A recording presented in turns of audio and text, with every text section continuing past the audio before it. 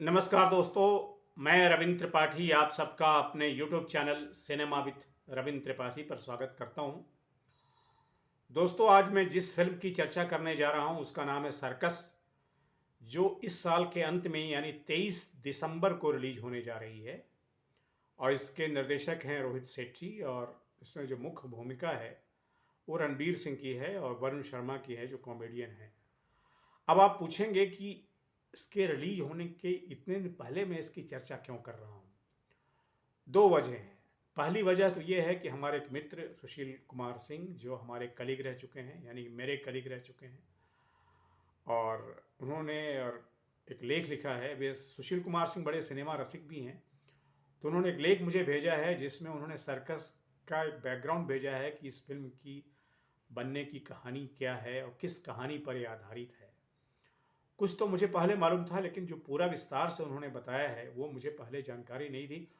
और उनके लेख को पढ़ने के बाद मुझसे रहा नहीं गया कि मैं इसकी चर्चा आपके सामने करूं।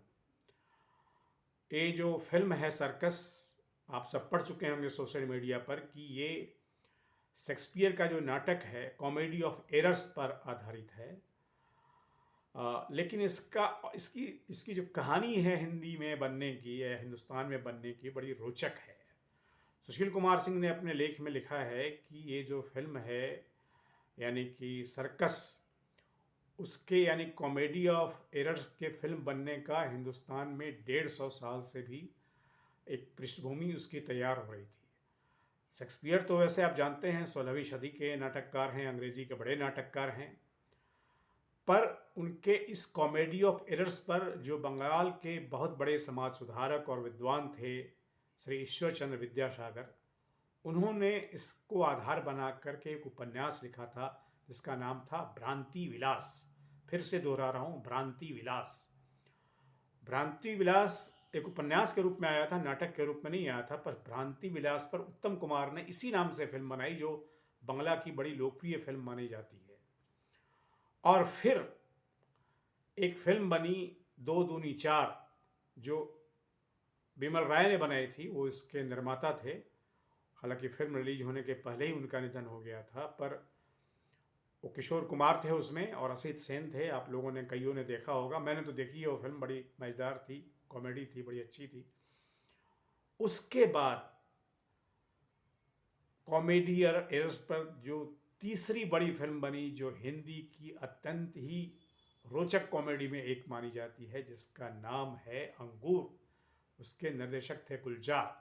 दरअसल गुलजार जो हैं, उन्होंने दो दूनी चार की पटकथा उन्होंने ही लिखी थी।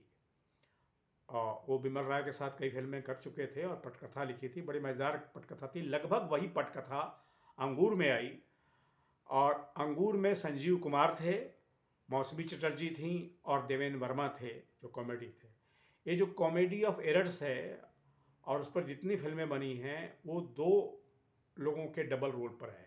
अमूमन एक फिल्म में एक डबल रोल माना जाता है, राम और श्याम में दिलीप कुमार डू भूमिकाओं में थे, पर इस फिल्म में नौकर और मालिक दोनों डबल रोल में हैं। मतलब दो मालिक हैं, दो नौकर हैं, दोनों ही बचपन में बिछुड़ जाते हैं, यानी एक मालिक और एक नौकर बिछुड़ जाते हैं अपने भाइयों से। और वर्षों के बाद ऐसा होता है, कुछ सिलसिला ऐसा बनता है कि दोनों की मुलाकात होती है।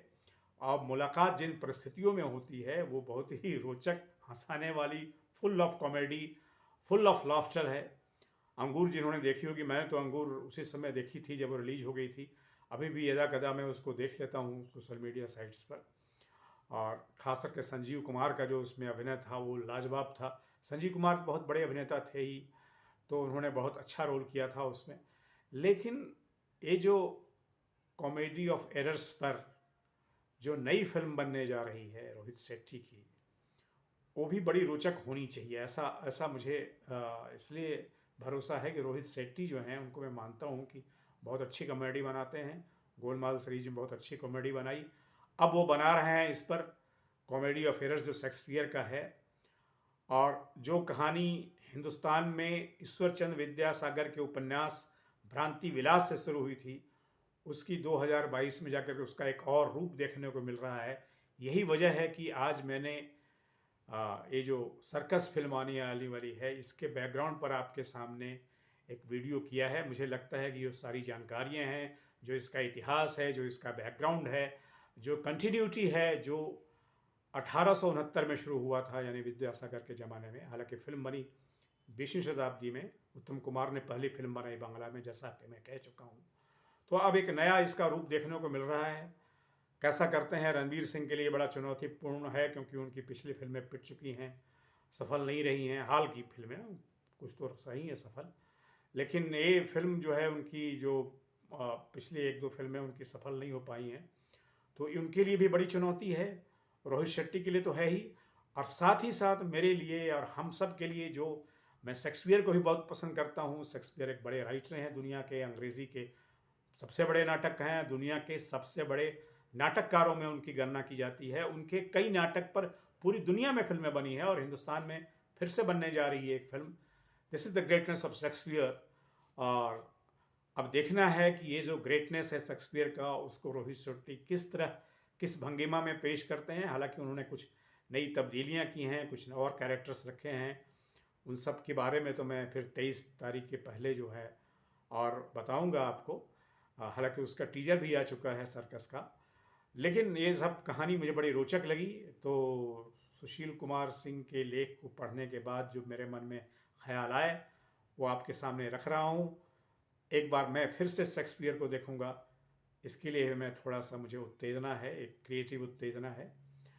आप सबसे निवेदन है कि मेरे इस यूट्यूब चैनल को सब्सक्राइब करें, लाइक करें, और इस पर अपने कमेंट भी लिखें।